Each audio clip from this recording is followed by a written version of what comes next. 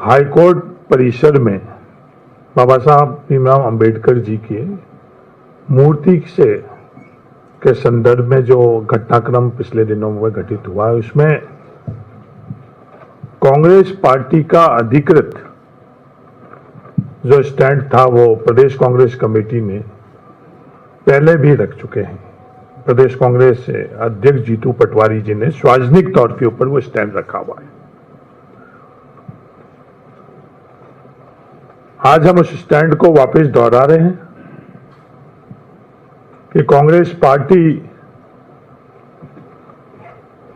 बाबा साहब भीमराव अंबेडकर जी की मूर्ति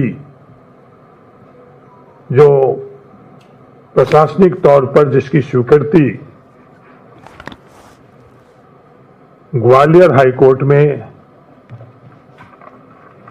दी हुई है, वो वहां लगनी चाहिए। एक सोची समझी सोच के तहत आरएसएस विवाद उत्पन्न कर रही है। सोची समझी रणनीति के तहत वो वर्ग संघर्ष कराना चाहती है। ये शुरू से उन लोगों की रणनीति रही है। मुरैना में जिस प्रकार से ज्ञापन दिए गए हैं, नया विवाद, नई चर्चा देश के अंदर संविधान और बाबा साहब के संदर्भ में वो जिसकी शुरुआत कर रहे हैं, उसमें कांग्रेस पार्टी का बड़ा स्पष्ट जो स्टैंड है वो आप सब लोगों को पता है। बाबा साहब भीमराव अंबेडकर जी का जो योगदान संविधान और दूसरे क्षेत्र में है, उसको कांग्रेस पार्टी और पूरा देश उसको मानता है। बाबा साहब भीमराव अंबेडकर जी किसी एक वर्ग के नहीं है। तो लगातार वो सोच प्रयास कर रही है कि उनको एक वर्ग तक सीमित किया जाए। जो अधिकार हर नागरिक को संविधान के मार्फत से मिले हैं, उसमें उनका सबसे बड़ा योगदान रहा है।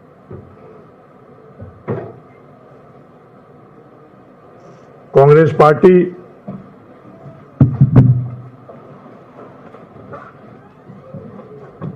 ग्वालियर के हाईकोर्ट परिसर में लगने वाली मूर्ति के संदर्भ में जो भी बाधाएं आ रही है, उन बाधाओं को दूर करने के लिए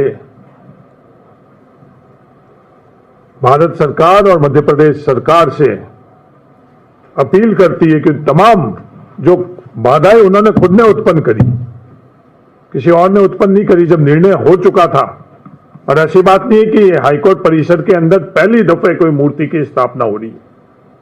इससे पहले भी देश के हाईकोर्ट और सुप्रीम कोर्ट परिसर के अंदर मूर्ति स्थापित हो चुकी, पर सिर्फ विवाद उत्पन्न करने के लिए, वर्ग संघर्ष कैसे रहे,